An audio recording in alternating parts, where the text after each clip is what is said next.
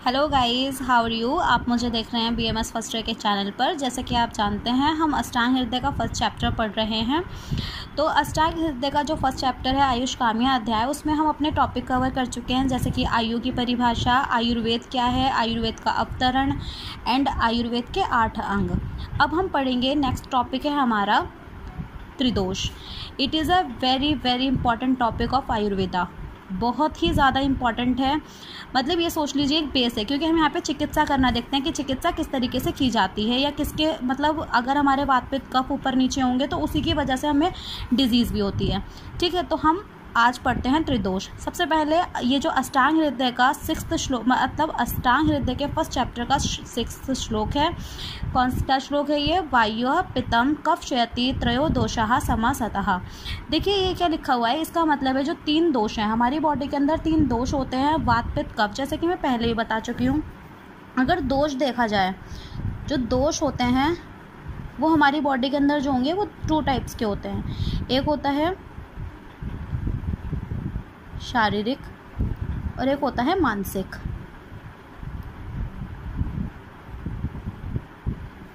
ठीक है, जो शारीरिक दोष होगा वो होते हैं 3 टाइप के, वात पित्त कफ। जो मानसिक दोष होते हैं वो 2 टाइप के होते हैं, रज एंड तम। ठीक है, आज हम इनके बारे में पढ़ेंगे। जो शारीरिक दोष हैं हमारे, ये वात पित्त कफ, ये क्या होते हैं? आपने सुना होगा दूष्यन्ति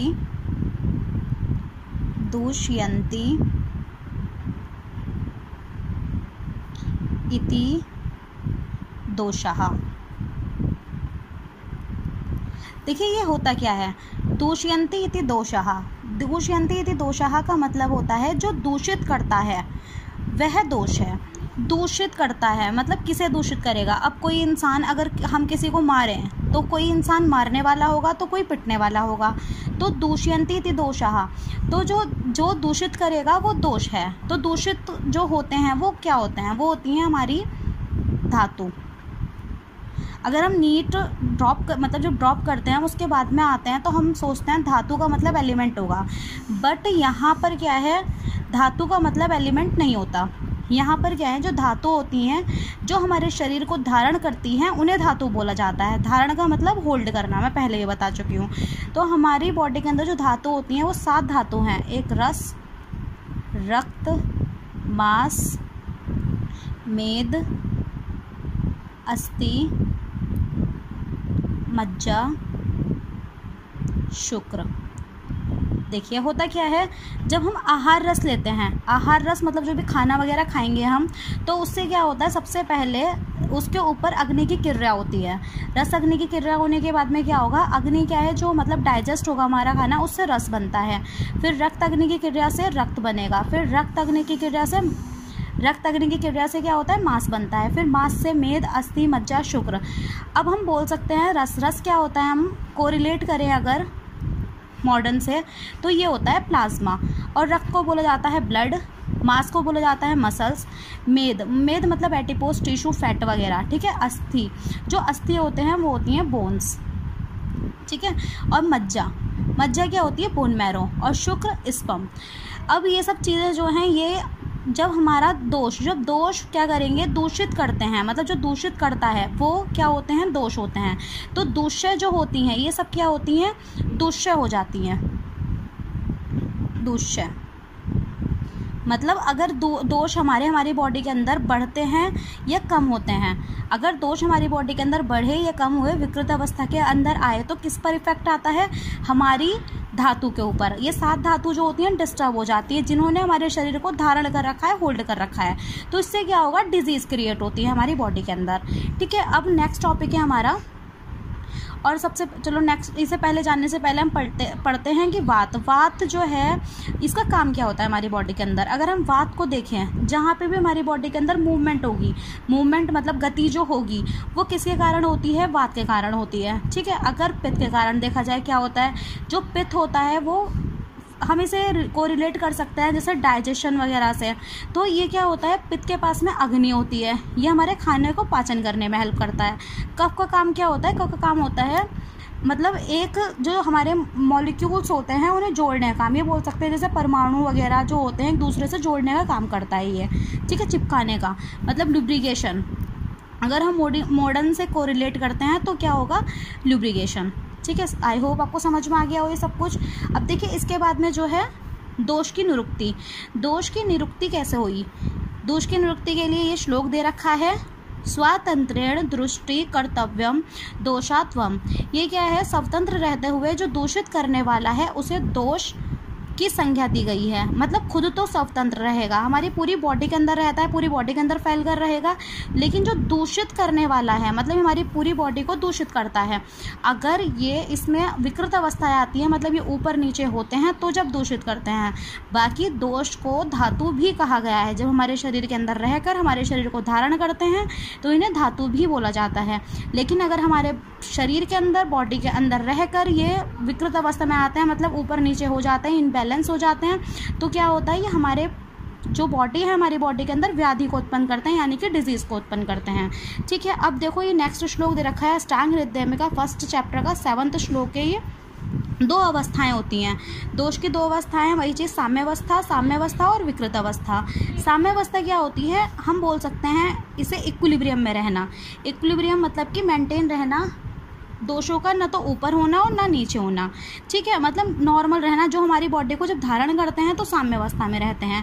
विकृत अवस्था वृद्धि या श्रेय, मतलब इन दोष की वृद्धि हो जाना, जितने इनकी नॉर्मल कंसंट्रेशन मतलब नॉर्मल चाहिए हमें उससे ज़्यादा हो जाना या फिर उससे कम हो जाना, तो उसे बोला गया है विकृत अवस्था, ठीक है।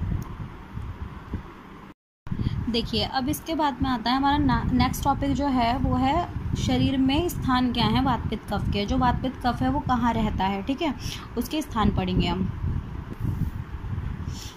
देखिए जो दोष है मतलब वात पित्त कफ, शरीर में स्थान, इनके स्थान कहाँ पर हैं। और आयु का मतलब है एज, जो हमारी एज है उसके अकॉर्डिंग, मतलब वात कब डोमिनेंट रहेगा, पित्त कब डोमिनेंट रहेगा, और आहार मतलब पाचन के बाद कब कौन सी चीज़ बढ़ती है। जैसे हम खाना खाते हैं, खाना खाने के बाद में क्या बढ़ेगा, पाचन जब मतलब डाइजेस्ट हो रहा होगा तो जब क्या होगा, ठीक है, ये सब चीज़ें देखेंगे। दोष, जो दोष वात है, वात जो उसका स्थान माना गया है वो माना गया है नाभि से नीचे, मतलब जो हृदय है हमारा हार्ट, नाभि मतलब एम्ब्लिकस, उसके नीचे वात का स्थान माना गया है। और वात कब डोमिनेंट होता है, कब ज़्यादा होगा, जब वृद्धावस्था होती है यानी कि ओल्ड एज होगी। और आहार के टाइम मतलब खाने के टाइम, पाचन के बाद जब हमारा खाना डाइजेस्ट हो जाता है उसके बाद में क्या होगा, वात डोमिनेंट होता है। अब आता है पित्त। पित्त का स्थान माना गया है हृदय और नाभि के मध्य में, मतलब कि बीच में। हृदय मतलब हार्ट और एम्ब्लिकस, इन दोनों के बीच में पित्त का स्थान माना गया है। और ये डोमिनेंट होता है युवावस्था में यानी कि यंग एज में। और पाचन के समय जब हमारा खाना डाइजेस्ट हो रहा होता है तो पित्त जो होता है सबसे ज़्यादा होता है, डोमिनेंट होगा। अब आता है कफ।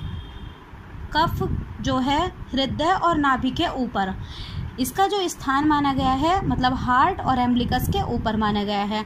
और ये कब डोमिनेंट होता है, बाल्यावस्था में। बाल्यावस्था यानी कि जब बचपन होगा उस टाइम पर जब ये डोमिनेंट होता है। और आहार के सेवन के बाद जब हम खाना खाते हैं, खाना खाने के बाद में सबसे पहले कब डोमिनेंट होता है। फॉर एग्ज़ाम्पल जब हम खाना खाते हैं, खाना खाने के तुरंत बाद हम देखते हैं कि हमें क्या करता है, लेटने का मन करता है। क्योंकि लेटने का मन करता है मतलब ऐसा आलस्य से महसूस होता है। आलस्य महसूस हो रहा है तो इसका मतलब क्या है, कफ डोमिनेंट हो रहा है। तो हमारा जब हमारा खाना खाने के बाद में लेटने का मन करता है तो वो इसी वजह से करता है क्योंकि कफ जो है डोमिनेंट हो जाता है। और बच्चे जब छोटे से होते हैं, बेबी हमने देखा है वो सोते बहुत हैं, उन्हें नींद बहुत ज़्यादा आती है। क्यों आती है नींद, क्योंकि जो बाल्यावस्था है उसके अंदर कफ जो है वो डोमिनेंट होता है। जब युवावस्था आती है, यंग एज आती है तो पित्त डोमिनेंट होता है। अब जब वृद्धावस्था आती है तो क्या होता है, वात डोमिनेंट होता है, ठीक है। अब इसके बाद आती हैं दोषों के अनुसार जाठराग्नि, मतलब जो दोष हैं हमारे उनके अकॉर्डिंग जाठराग्नि। जो जाठराग्नि है मतलब जो पाचक अग्नि, खाना वगैरह जो है हमारा डाइजेस्ट होता है वो अग्नि किस तरीके से होगी, दोषों के अकॉर्डिंग अलग अलग होती है। वात, जो हमारा वात है, वात के कारण विषम अग्नि। विषम अग्नि मतलब इर्रेगुलर अग्नि, ठीक है, इर्रेगुलर अग्नि होती है, कभी ज़्यादा कभी कम। अब पित्त, पित्त के कारण जो होगी तीक्ष्ण अग्नि, मतलब बहुत ज़्यादा पेनिट्रेट, बहुत तेज़ अग्नि। अब कफ के कारण क्या होती है, मंद अग्नि, मतलब जब कफ ज़्यादा होगा तो क्या होगा, अग्नि मंद हो जाएगी। फॉर एग्ज़ाम्पल देखिए जैसे वात, अगर हमने एक चूल्हा लिया, मतलब जैसे एक चूल्हा है उसके अंदर आग जल रही है, ठीक है, अगर उसके अंदर आग जल रही है और हमारे यहाँ पे खाना रखा हुआ है, खाना बन रहा है, एक चूल्हे के ऊपर हम खाना बना रहे हैं, तो होता क्या है, अगर बहुत तेज़ हवा चली तो क्या होगा, ये जो हमारी मतलब जो अग्नि होगी इसके अंदर, वो क्या होगी, इधर उधर फैल जाएगी, कुछ खाना पकेगा, कुछ खाना कच्चा रह जाएगा। तो वात के कारण क्या होती है, विषम अग्नि। अगर हवा बहुत तेज़ चल रही है तो हमारा जो वायु है वो क्या होगी, इधर उधर जाएगी, तो खाना सही से डाइजेस्ट, मतलब खाना सही से पच नहीं पाएगा। और ऐसे बोल सकते हैं, अगर हम गैस पे हमने रख, मतलब इसके ऊपर चूल्हे के ऊपर हमने रख रखा है खाना, तो वो जल्दी से क्या होगा, पकेगा नहीं। ऐसे ही हमारे स्टमक के अंदर अगर खाना हमारी जो अग्नि होती है वो विषम होगी तो हमारा खाना जल्दी से डाइजेस्ट नहीं हो पाएगा, ठीक है। पित्त के कारण, पित्त के कारण क्या है, बहुत तीक्ष्ण अग्नि। अगर पित्त के कारण क्या होगा, अग्नि तेज होगी तो हमारा खाना इजीली डाइजेस्ट हो जाएगा। अब है कफ के कारण, जो हमारे कफ के कारण अग्नि मंद है। अब ऐसे समझ सकते हैं हम कि हमने एक चूल्हे के ऊपर खाना रखा बनने के लिए, तो अग्नि मंद हो गई इसकी, अग्नि मंद है मतलब कि चूल्हे के अंदर जो आग जलाई थी हमने उसके ऊपर अब राख आ गई। राख मतलब कि जो जल जाता है उसके बाद में खाना, मतलब जो लकड़ी वगैरह जलती हैं उसके बाद में जो राख आती है वो आ गई। तो वो कब तक रहेगी, जब तक वहाँ पे राख रखी रहेगी, जब तक हमारा वात नहीं बढ़ता। जैसे वात मतलब वायु बढ़ गया तो क्या होगा, ये राख जितनी होगी सब हट जाएगी और हमारे यहाँ से दोबारा से आग लग जाएगी और खाना पक जाएगा। तो ऐसे ही अग्निमंद को ठीक करने के लिए चाहिए कि हम वात को डोमिनेट करें, मतलब वात तेज़ हो जाए। हम ये आगे पढ़ेंगे, जैसे कि अगर हमारा कफ कम है तो उस टाइम पर हमें वात को तेज़ करना पड़ेगा ताकि हमारा खाना डाइजेस्ट हो जाए। अब देखिए इसके बाद आता है वात पित्त कफ। वात पित्त कफ सम रहने पर साम्यावस्था।